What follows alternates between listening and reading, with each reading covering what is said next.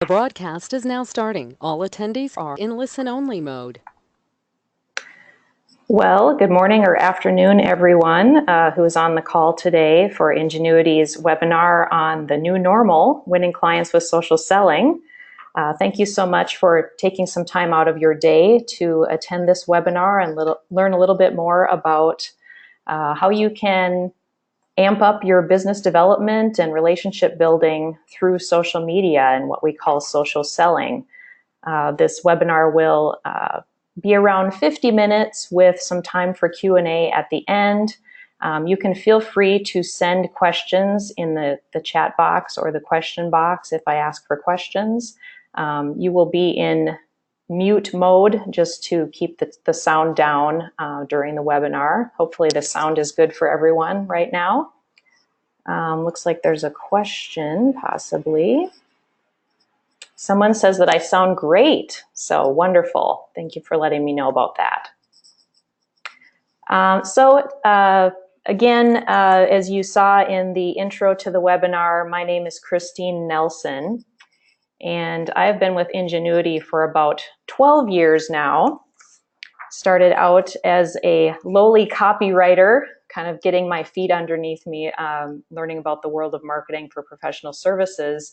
And I always like to say that I think I got my master's degree in marketing, so to speak, by all of the on-the-job experience with a multitude of professional service firms across the country over more than a decade now, supporting them with marketing strategy, public relations strategy, writing. I do a lot of technical writing on a daily basis. That's my background as a journalist, and I really love that that's still part of my job. So I also do some coaching of partners and managers to help them gain some new skills for marketing and business development, because as we all know, everyone in a professional service firm today really needs to understand marketing and how to build relationships and promote the firm on a wider scale than just serving clients on a daily basis. So marketing and business development has become far more integrated into our daily work than it used to be in the past when we set out to be professionals in accounting, engineering, law, what have you. So today we'll be talking more about that skill. Here are some of the services that we provide at Ingenuity, and I know many of you on the call are familiar with us. Those of you who aren't, we are pretty much an outsourced solution for many different things that a marketing department would require, or a professional service firm. If they don't have in-house marketing, we can either become their department or we can supplement for all of you wonderful marketing professionals who are on the call and are, like all of us, very pressed for time, and you want to make the best use of your resources and time. And sometimes we can be a good solution for research or supporting website content, social media strategy, even coaching partners in the firm. So keep that in mind if you have any questions about our firm, and we've got our website there for you, and I'll have some resources for you at the end as well to support our discussion today. In doing some research for this presentation, and I do need to have full disclosure, this presentation was provided to professionals at BKR International last June, and my so-called partner in crime was Delene Taylor, who is on the call today. So this is a kind of backed by popular demand presentation, and feel free to jump in, Delene, with any questions or comments as we go through, since you're also very familiar with this topic. And hopefully I can add a little bit more to what we researched and presented last year. But one of the experts I came across during that research was social selling expert Jill Rowley. And she talks a lot about the modern buyer and how the modern buyer views potential, professional services, products, and how they go about their research. And these were some of the key insights that she provided about, what is the modern buyer and how do you hunt for them these days? So first of all, they're hidden in plain sight. Many of them have social profiles, digital footprints that can provide you with a lot of background information if you are targeting a certain firm or a certain leader in a firm. They're very time sensitive. Time is of the essence, so don't waste their time. And that's why a lot of them do their research ahead of time online before they are ready to call a company to talk more specifics about their services or products. They are very digital. We have high school students now who are doing all of their homework on iPads. There aren't as many books in the media center, hardly any actually. You'd be really surprised about our media centers in high schools nowadays. All of the homework is assigned through their digital assistants, through their iPads, what have you. And so that modern buyer, whether it's now or in the future, they're going to be very native to digital technology and communication. They're very mobile. And many of you have maybe heard of the new algorithms that are coming out on Google, where they're going to place much more emphasis on mobile views, being able to look at content on mobile devices. If that's difficult on your website, you might not get as good of a ranking on Google in terms of results. So mobilely friendly and providing information quickly, including, pop-up phone numbers, are going to be important for the modern buyer. And then the modern buyer is empowered. They have so many choices. So much is out there for them to research, to learn about. They're very savvy. And so we have a lot of work cut out for us when we're trying to cut through the noise of the information that's coming at these clients, customers, buyers on a regular basis. And in your personal lives how hard it is sometimes to sort through the email junk, and most of it just gets tossed, ignored.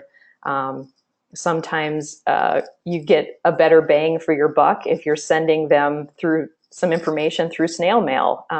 One example for me is my daughter is a junior in high school, so she's starting to get college information. They are sending it to her via her email at school, which I thought was really interesting, but then they are also following up with a mailed piece. So we're not getting as much in the way of mailed pieces, but the smart ones are creating some multiple opportunities to communicate. And we would see that as being important in professional services as well. All right, so let's go on to what you might be experiencing in your firms. And in working with a lot of professional services firms across the country, we start to see themes coming forth. There are obviously many high growth firms out there that are employing some really smart marketing and business development techniques and getting ready for the transition to new leadership. But here are some of the challenges that we see that you have in place where a tool like social selling might be very helpful for you. Many of you are in a very competitive, mature market. There's a lot of price pressure. Potential clients are, they're price sensitive if they're not familiar with your firm and they haven't experienced the value yet. So you are having a bit of an uphill battle to overcome the price sensitivity. You need a whole firm focus on marketing and BD. As I mentioned before, everyone in the firm practically is responsible for looking for new opportunities, bringing in leads. Often it's tied to their compensation in management or at the partner level. You are looking at a lot of formalizing of niches and experts. So this is a great opportunity here because tying into social selling, to be able to promote your expertise in a specific area and to make it very personal for the audience, that's a benefit for you if you're already formalizing how your services tie into specific industries or specific niches or specific areas of expertise. Relationships are still very vital. So building relationships, whether it's online or in person, are still the bread and butter of professional service firms. And if you can use those offline tools in combination with the online tools, you might have an opportunity to build up those relationships faster, to warm them up. So I just wanted to give you a little bit of an understanding that, we see this in professional service firms. We understand some of the challenges you face. So how can social selling work? Let's give it a definition, first of all. What is social selling? It seems like just another marketing term. Perhaps it is just an easy way to explain it. I know professionals hate to hear the word sales or selling because they do see it as relationships. So If it's not a term that you enjoy, you could just call it building online relationships, warming up the relationship online. It's not much different than in-person networking. It's just that it's happening online. So here's an example definition for you. Social selling is an online conversation that allows you to more easily build relationships and engage with relevant content, value, and solutions. So you are providing content that's of interest to the audience. It's providing value because, maybe it's solving a problem or answering a question that they have, and also providing some potential solutions for them. So it's not that you are selling them something. You are actually still providing value and trying to build that relationship through an online experience. One of the other definitions I've seen, this is on LinkedIn, is that you can use information on social media networks to approach people in a more personalized or meaningful way with the ultimate goal of growing revenue. People don't tend to invest in relationships unless there's a value to them due to the time sensitivity. We probably have experienced this in our personal lives. Just trying to find time to get together with family is difficult, let alone spend time on a business relationship. So if you're not providing value through that business relationship in some way, it's going to be difficult to advance the conversation into an actual business relationship.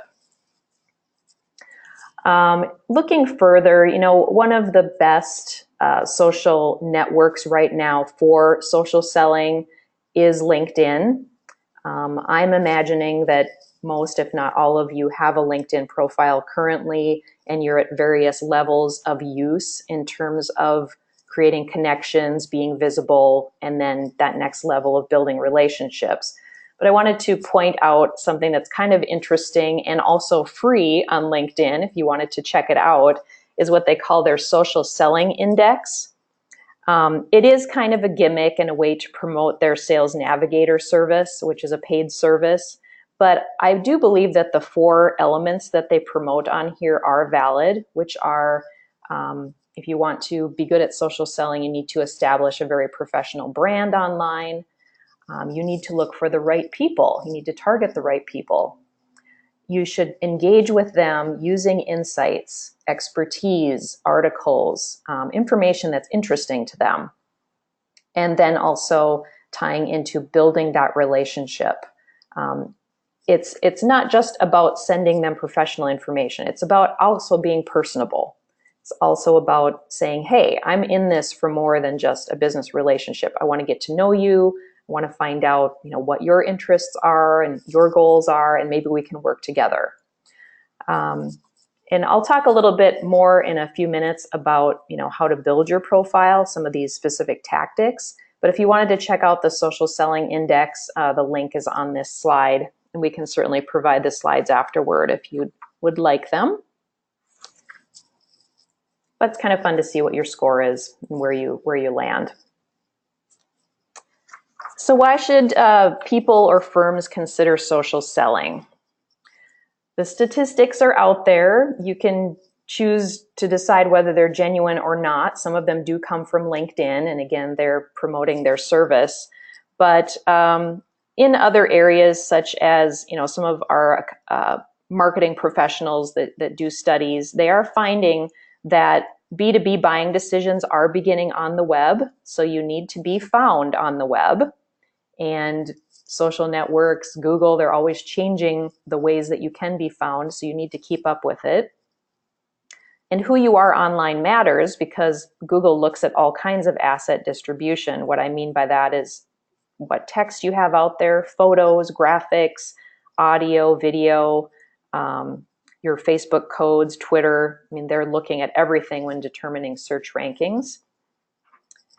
Your marketing, your advertising, and customer service and public relations experts are all kind of converging online. So if you think of your website as a hub for marketing and you're looking to drive traffic to your website, to your bio, to your service pages, social is a main way to do that. And I'm sure you're you're all looking for different ways to keep that fresh content out there and to decide, well, once they see this, what do I want them to do next?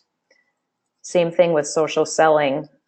It's a way to build that personal relationship, which then gets them to look more closely at your website, which then hopefully drives them to a conversation and a buying decision. Your prospects and clients need to be able to find you when they have a need, whether that's if they have your name already and type it in, excuse me for the alarm here, whether they have your name and type it in, or if it's an organic search where they're searching for a certain problem or service. So search engine optimization ties into having up-to-date social profiles as well. That supports your ranking on search engines such as Google. So we just have to kind of think about business development and marketing a little differently than we did in the past. Some additional statistics here. LinkedIn tells us that if you are a social selling leader, for example, you have a lot of connections, you engage on social frequently, you can potentially create 45% more opportunities or leads than you would without it. 51% of social selling leaders, they say, are more likely to reach their business development goals. And I think that's mainly because they're focusing on it on a regular basis. Anything that you focus on the most is going to have more results, we'd like to think. And then 78% of social selling leaders bring in more business than their peers who don't use social media or social selling. And again, this could be because there's attention being paid to it in a more proactive way. How does this tie into overall integrated marketing activities? I just wanted to show you this latest graph from Hinge Marketing, some of our professional service marketing partners. They do an annual high growth firms survey through the Association for Accounting Marketing, but I would say just in the professionals that I work with in legal, in engineering, construction, these are probably still pretty close to similar in terms of the marketing techniques that have the best impact. I thought it was interesting that partnership marketing is really becoming important in the marketing strategy, which means that your firm would partner with a referral source firm, for example. You might see a law firm partnering with a bank, for example, and hosting an event, or an engineering company might partner with an insurance agent, however that might work, where they're not competing, but they can gain impact and find new leads and opportunities by doing events or marketing together. But the one I wanted to most point out to you here that will tie into the rest of our conversation today is downloadable educational content. So 24 to 25% of high growth firms are using downloadable educational content that's relevant to their audience to get more marketing impact, compared to the no growth firms that are still really just kind of relying on having a presence online, but not really adding value. And when we talk about engaging with relationships online and sharing information that's relevant, this is what we're talking about, that the information is available, it's free, maybe you only have to put in your email address so that marketing can collect those emails and kind of monitor, how often is this person coming back? And maybe it's time to do a follow-up phone call. It warms up the relationship. As I said, people are doing their research on their own time, they don't want to necessarily engage right away with a human person. And so you got to have a presence out there that supports them searching for more and understanding what you do and where you have expertise. And then following that up with, outbound phone marketing, doing webinars, having good content on your website that's refreshed regularly. All of these things are important. So how does social selling tie into this? Let's talk about the fundamentals of social selling. And I'm going to go through those 4 elements that were mentioned on the LinkedIn social profile earlier, just to remind you of those. The first one was having a strong online brand, or presence. So as an individual, this is where you can make the most impact, actually. So that is by having a well thought out, written social media profile that aligns with your firm brand, very important, but it has kind of your unique voice and personality. So immediately people can start to get to know you. In addition, you should have some elements of your bio, but not your entire resume on your social media profile. It should be more conversational and along the lines of what your goals are when you are meeting connections.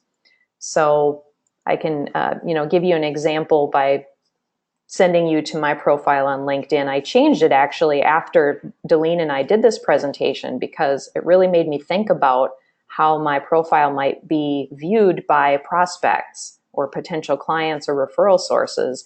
It should speak to them. It should not speak necessarily to a recruiting firm because you're not looking for another job, hopefully. Hopefully you are working on opportunities for the firm you're currently at. So your online presence should say, this is what I do best. These are the results I've gotten. Here are the goals I have for meeting connections, and being very intentional and specific.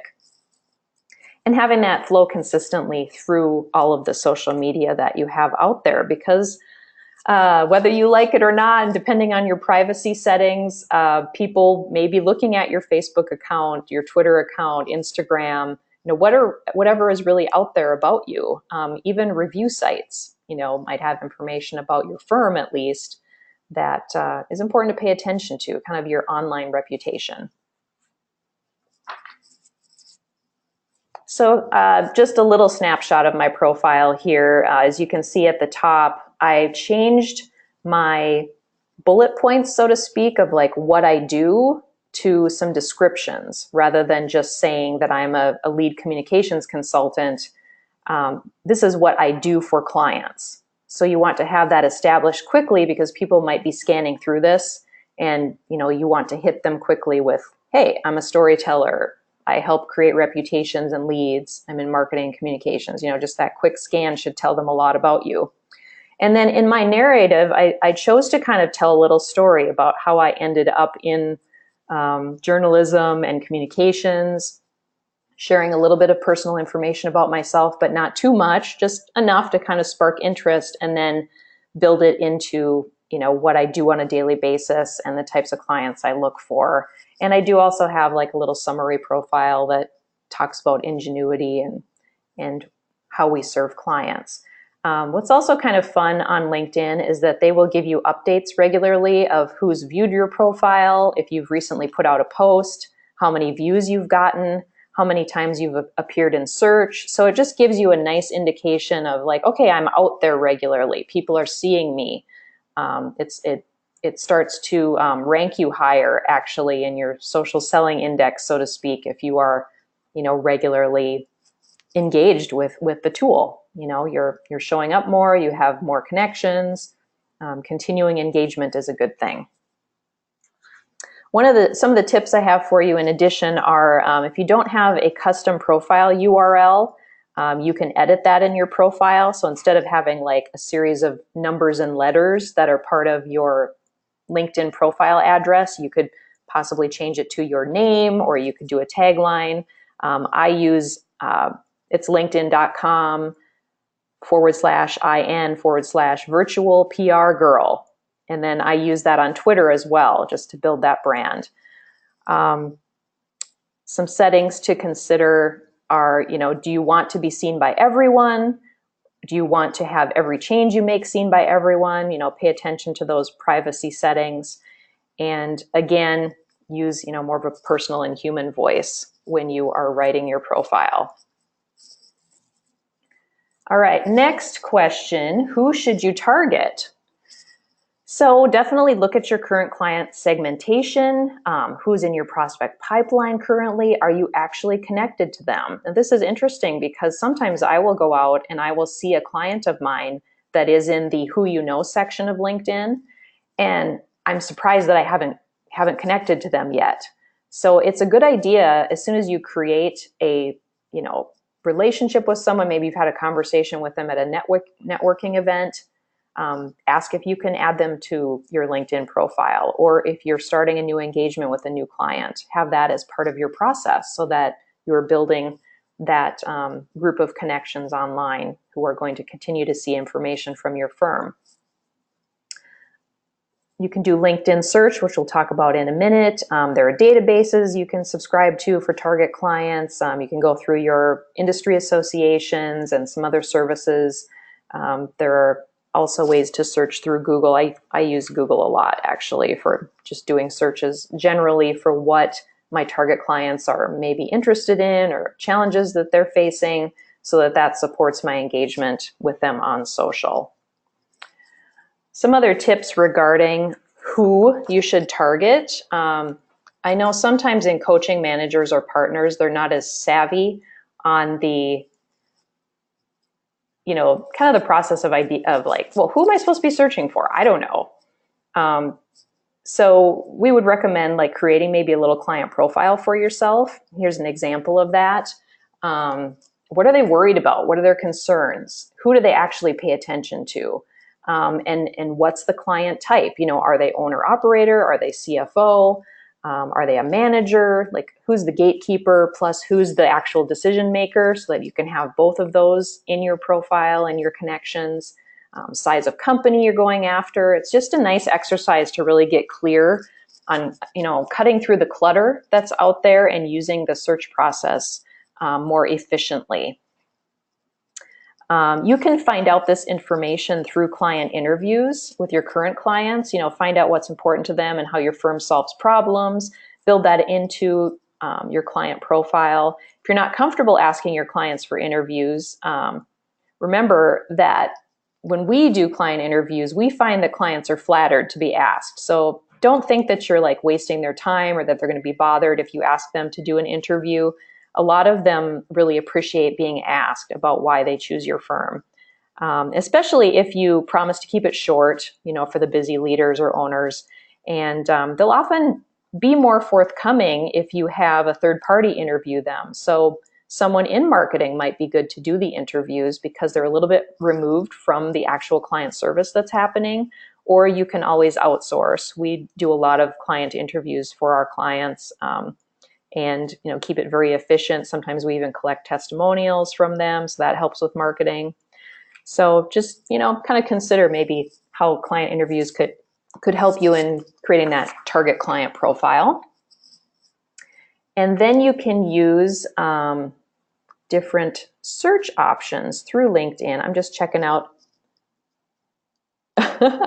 So I got a little message here from Raisa Evans. She says, thanks for linking to my Google modifiers handout.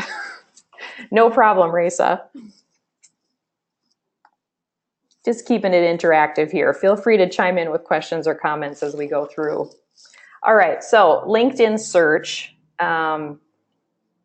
They have a pretty good search option for you when you are targeting by title, by region, by industry. If you have the premium membership, that gives you even more options.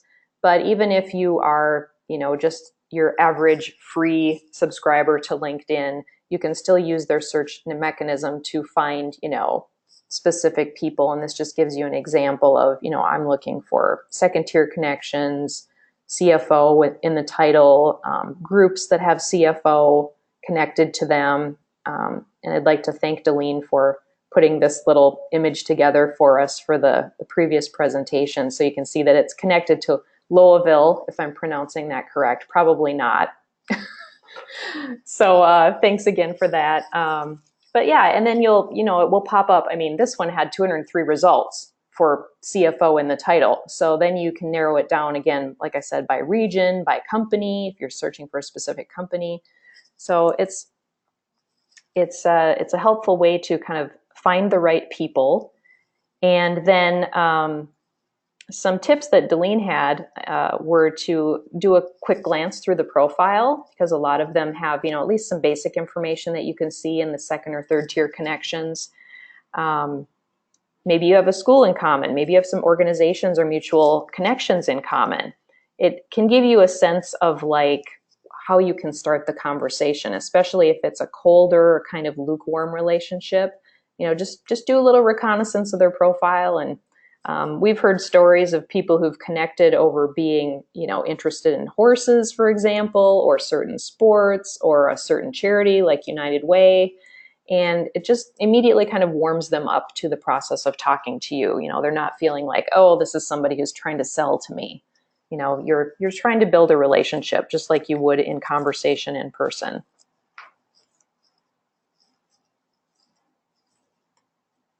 All right, so once you've kind of got your list of people you're interested in connecting to online, and you feel like, yeah, I've got my brand down, my profile's looking really good, my web presence and my bio looks really good online, then you have to decide the big question: what am I going to say to people when I try to connect with them? So again, in that client profile process, you can determine, what are some of their fears, their worries, their interests, look at their profile, see what they're interested in. So you determine what's really relevant. The worst thing that can happen, and I'm sure you've all experienced this, I've experienced it, is, you get an email that has absolutely nothing to do with you.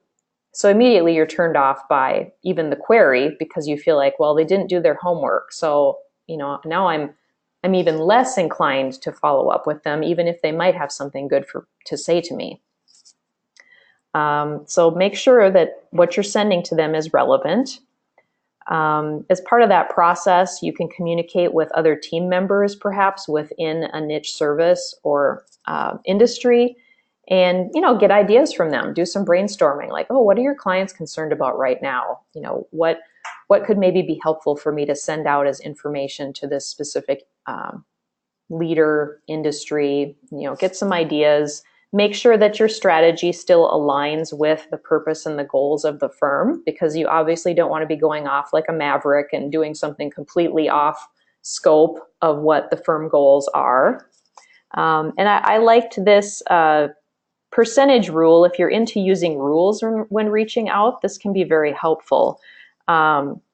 80% of the information you send out should be just useful content, like, hey, I thought you might find this of interest, or I found this of interest, thought you might. 20% can be like personal. So for example, I shared an article the other day from a colleague of mine that was on the study of gratitude and how that's tying into just happiness in general, or professional success. People who are grateful, I guess, tend to be more successful professionally. So interesting. But that's just like kind of human interest. It doesn't necessarily have to do with someone's industry, but they might find it interesting. And then 10% can be about service or product offerings. So you always wonder, like, well, should we be promotional on social media, or should we just like keep that for a separate conversation? But we're finding that, a lot of firms are, sending in some posts every so often, either through their partners or from the company LinkedIn page, and saying, hey, did you know that we offer this service? I mean, it's still conversational. It's not like sale, 50% off, ends Friday. It's not that kind of thing. It's more like, did you know, or have you checked out this page on our website? Like, just a little more subtle of sharing information, but promoting services all the same. Does anybody have any questions up to this point before I move on into, types of content and other steps you can take? Certainly happy to answer any questions.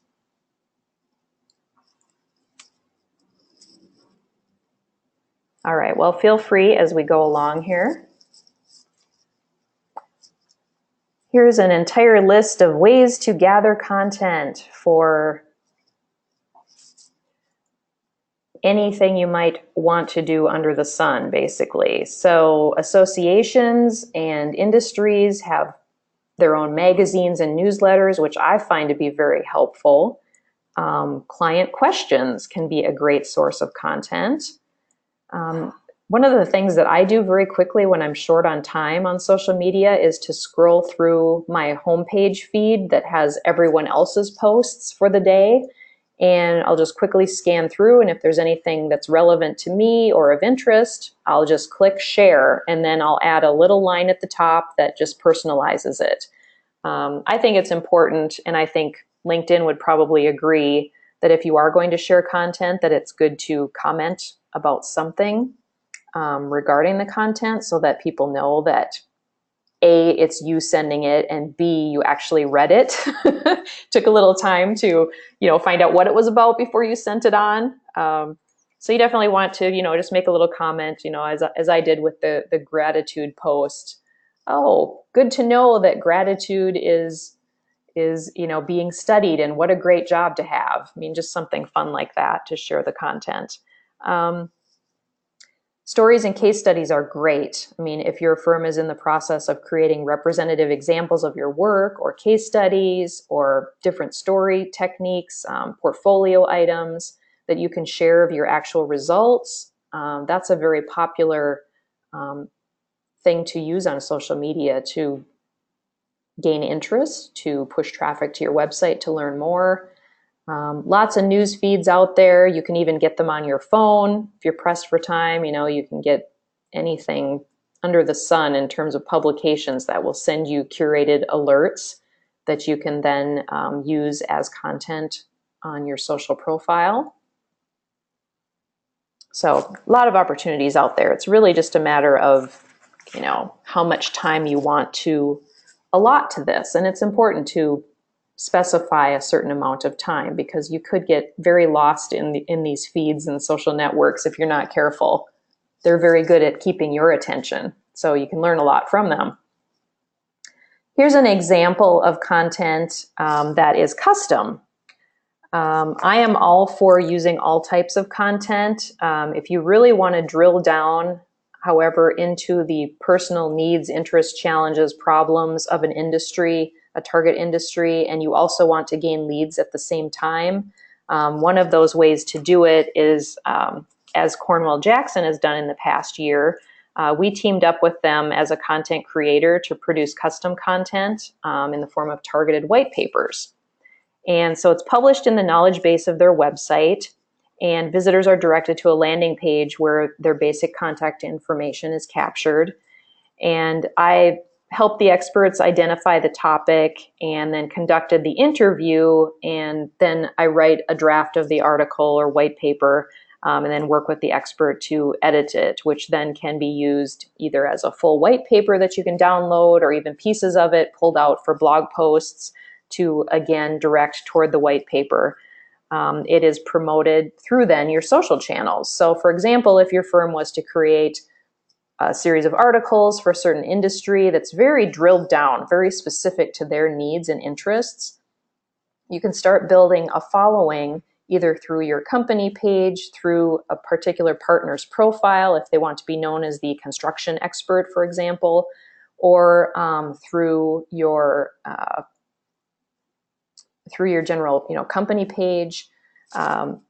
It starts to sort of identify you with this niche, for example. And the fact that it's very targeted and very specific to an industry also creates that higher engagement. So it's definitely something to consider. I know that at Cornwell Jackson, they've grown their business development by about 20%, according to their marketing director there. And it's all automated through their HubSpot channel. They use HubSpot on the back of their website to track downloads and how many times people have downloaded things and what they've downloaded. So it helps the marketing department track what people are interested in, and if they're new leads, if they're leads that have been around for a while, etc. So definitely something to consider. I mean, it's a part of your marketing budget, obviously, that you have to budget for if you're going to create custom content, if you're going to outsource the writing, for example. But with partners being very busy and their billable hours being much higher than what I as a writer gain for billable, I mean, sometimes there's a cost benefit there, especially if you have a very niche, as I call it.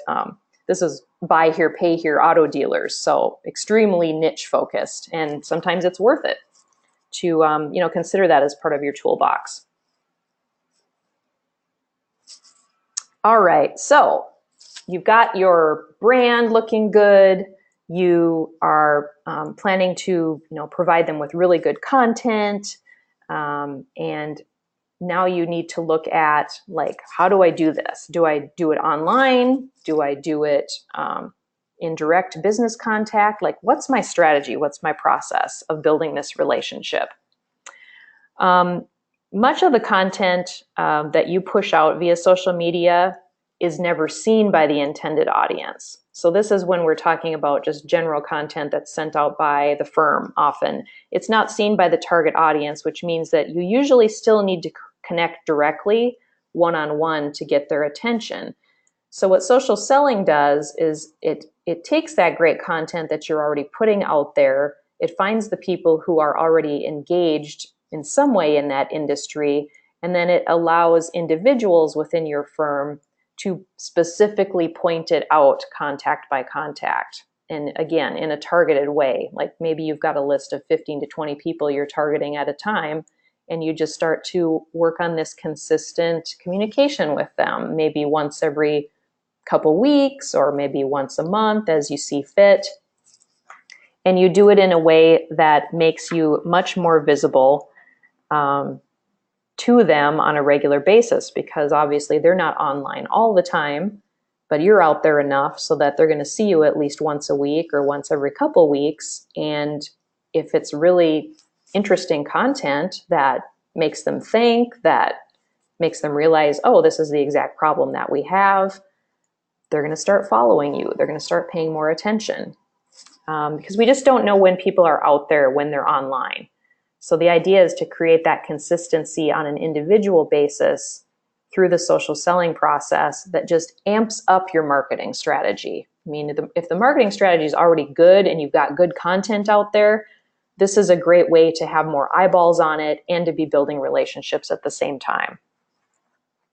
One of the techniques we talked about when we presented this in the past is that if you're planning to go to a trade show, for example, that's an offline, in-person, big investment for the firm.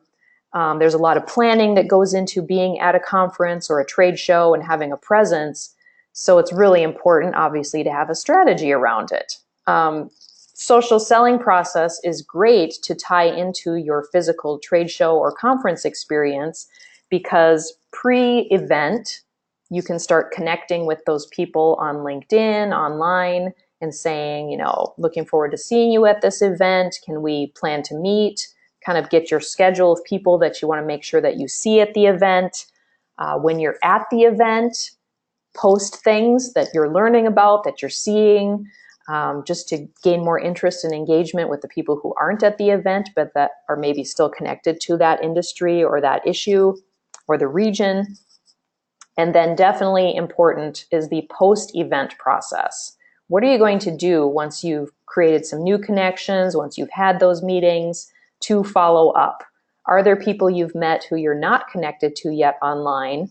Make sure that that is part of your process post-event so that you can continue that engagement going forward, and that it's not just one of those things where you meet someone at a conference and you're like, hey, it was great to talk to you, and then you never talk to them again, or you talk to them like 6 months later because you've gotten busy. That doesn't exactly create that consistent relationship building.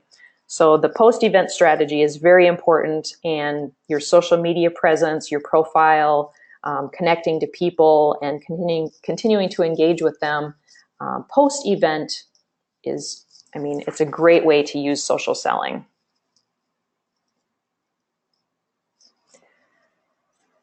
Sometimes I get questions from experts, partners, managers, like, well, I don't know what to say. Like, yeah, I've got all of these connections out here, but I don't know what to say to them in order to kind of spark the conversation, especially if I don't know them that well. They're just going to ignore me, or, I'm just not really sure. So I gave you a few examples here of things I've found that work well. Maybe you look at how many mutual connections you have with someone and say, hey, I noticed that we have this many connections in common. Maybe it was time for us to say hello, or notice that one of your friends has just joined their firm, or you can congratulate them. LinkedIn makes it very easy for you to congratulate people on anniversaries, on milestones, on being at a job for a certain number of years. It's a great opportunity to spark that conversation, either to say like, hey, congrats, glad that we're still connected, keep up the great work. And then maybe it might be, hey, I was thinking about you, maybe we should get together.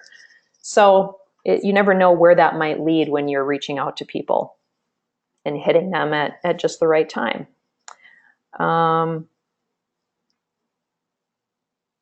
I've had a lot of success with doing that with people. It just, kind of keeps the relationship warm by congratulating them for some achievement. And even if it's just a ploy by LinkedIn to get you to engage, I have never found that a person has been turned off by me telling them, hey, congratulations, or hey, thanks for the help on such and such.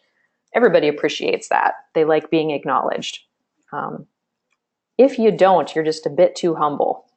And it's much easier to do it virtually than in person sometimes too. All right, so here's another example. This works with referral sources too when you're talking about social selling. So this is a video production company contact that I have, and I happened to see a tool that was used in a holiday video and thought I'd just send it out to my referral source. Say, hey, do you know about this tool? Check it out. And he was appreciative of that. Plus it created another opportunity to reach out. And I've met with this person online as well as in person. So again, it's a combination of opportunities to build that relationship. What I love about social selling, though, is that we're all pressed for time, and it's hard to sometimes schedule those in-person meetings, and particularly if that person is not in your state or in your region, that this just continues the opportunity to communicate and gets you outside of the clutter of email, because we know how our email inboxes can get super cluttered, and sometimes using LinkedIn is a much clearer, direct way of reaching someone. I had a prospect who I was able to reach and get a response from much quicker on LinkedIn than on email, because he gets alerts from his LinkedIn app on his phone. So he's wandering around doing a bunch of business. He gets an alert from LinkedIn that someone's reaching out to him. He's more likely to click on that than to sit down at his laptop and scroll through his email in a given day. So another good reminder for us to kind of find some multiple ways to reach out. So how do you make it work for you? Everybody's going to be different in how they approach this. And so I'm just going to provide you with some tips on how to make this work for you best so that it fits into your day-to-day life. Again, look at your prospect list, make sure that that's organized and you know when you've last reached out to people. Some people just use a simple spreadsheet. Some people use LinkedIn and track, times that they've reached out to someone. Look at whether that lead is cold, warm, or hot. You obviously want to work on the hot leads the most, because that's getting you, either you've got a proposal out there with them already, or it's imminent. So you definitely want to focus more on your hot leads than moving into your warm, and then continuing to cultivate that cold list, because they're keeping your pipeline nice and full for the future. Just like in traditional marketing and selling, LinkedIn kind of has your connections built out as first, second, or third tier. So it's kind of an easy way to think of it as hot, warm, and cold. Your first tier connections are the ones who know you the best. Second tier kind of getting warmed up to you, or they're related to you in some way. And then third tier are like the very cold, like 3 times removed from you. That's someone who knows someone who knows someone, usually. And so they might not have any connections to you in common, but you could perhaps get an introduction from someone in your first or second tier to a third party who you're not familiar with, but is in your target area. If you are someone who loves business development, like you love going out to networking events and you tend to, have a pretty easy time making new relationships and bringing in business, here are some tips for you. Use the LinkedIn advanced search, build your lists, make sure you've got your homework done before a live event, so you've got your appointments set up, and then make sure that you've got time in your schedule to network online as well as in person. Rainmakers tend to have a lot of shiny objects that come at them because they see everything as an opportunity. So having a system in place or working with someone who can create a system for you by scheduling it on your calendar, or just working with someone who's much more organized than you can like help you kind of get focused and get organized in using the social tools more effectively. All right, client service masters, you're the ones who just love expanding business with your existing clients. You've already got great relationships with those clients, so this can work for you too. So you look at creating those connections and lists of your current clients to keep up with their company news and their social posts, and you're bridging into, personal by sending a note or card every so often if you notice on their social feeds that something cool has happened. You can ask them for endorsements or recommendations. You can get them to make recommendations for you because they already trust you and see the value, so they will be great champions for you through the online process. And that's just a matter of they send out a message to one of their connections that you're interested in meeting, and they just say, hey, I think you'd like to meet this person. I work with them, and might be helpful for you to connect with them on LinkedIn. And then through the electronic process, you're able to connect up. Make sure to do your homework on social before client meetings. So maybe there's some news out there that is great to bring along to that client meeting so that you're sort of in the know and you're up to date when you connect with them in person or by phone. Technical experts. So you're the people who really are proud of your expertise and the experience that you've built up to serve clients. Creating great content to engage with people online is probably your best bet, because you maybe like to write, you maybe like to create content, you're really big on public relations. So build social posts for yourself and to support the firm. Follow journalists and build relationships with the media. You can curate content probably easier because you're interested in new information and updates within industries. So this would be a great way for you to move forward into the social selling area, to be visible as an expert. And you can even use the publishing tool on LinkedIn to share articles as well.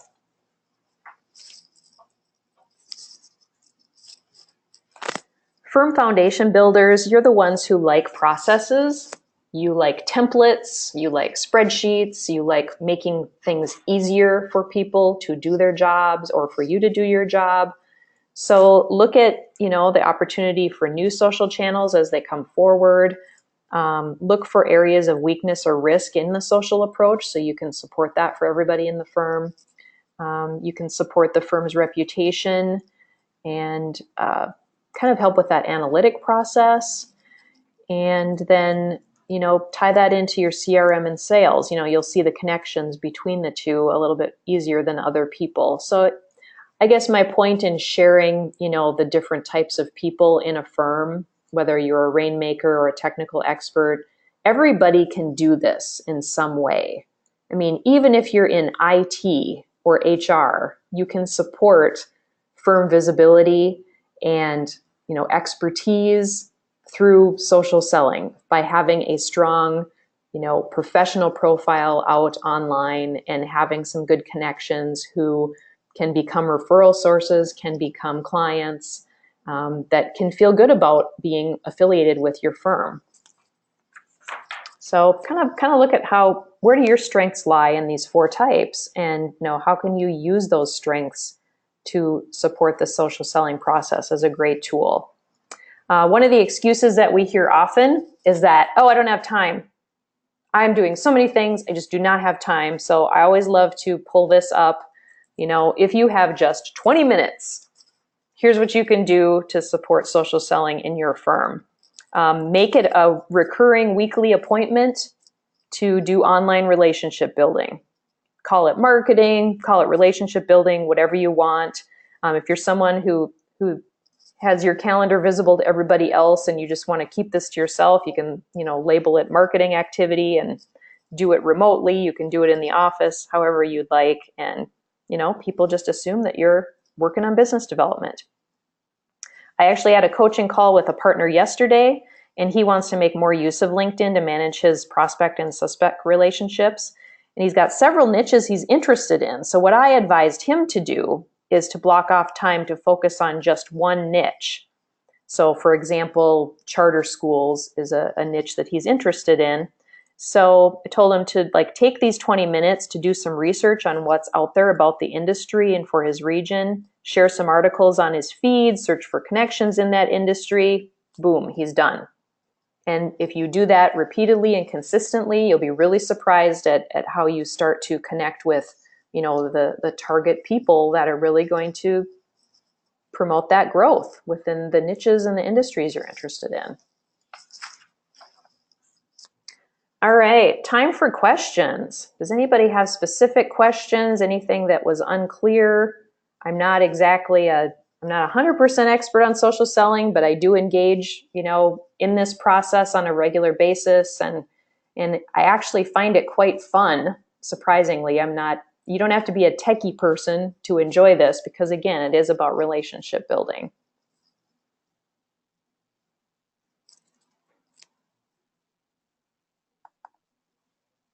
Okay, so I had one question from Julie. I'm having trouble getting partners to work with me to create content or case studies. They're so busy with their clients. Any tips?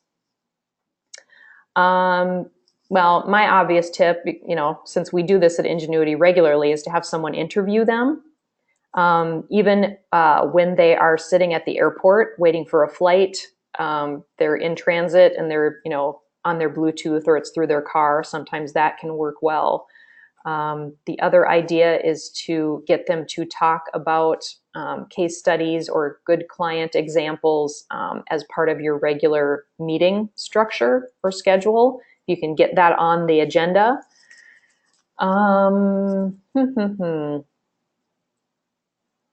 Other things, getting partners to work with me to create content and case studies. Sometimes it also helps. Now, if you don't have a lot of buy-in by the partners, you can go to the next level. So managers, they can get approval to support that writing process. Sometimes they're much more willing to take the time to work on it with you. We've had that work very well with busy partner groups. They're like, well, we don't have time, but we want to give this opportunity to our next level of leaders or our emerging leaders. And that can also help you out. And as long as they have the chance to review it and make sure that it's accurate and, they're comfortable with the end result, then you're good to go. And of course, you want to lay out the time. You want to give them, a month or two on a schedule. So it's not just like, next week, I need this article. That doesn't usually work out so well. All right, no problem. Any other questions?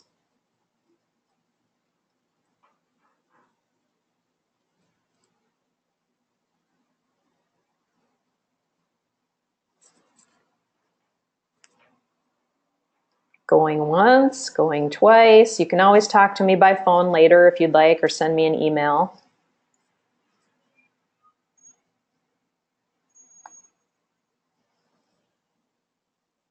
All right, any other questions? Okay, we're gonna move on then. We do have a social connecting guide that we've put together to give you some additional tips, and we have a blog post on why social selling should be part of your succession plan. And the main tip I will give you is that younger professionals are not that keen on going to in-person events. It's life and then it's business. And so sometimes evening things, weekend things can conflict with life and makes it difficult. Not that they shouldn't still do it. They should still go out to in-person networking events and learn that process. But they might be a little more into building relationships online, more so, maybe 2/3 of the time and then 1/3 of the time doing in-person meetings. So that blog post addresses some of that.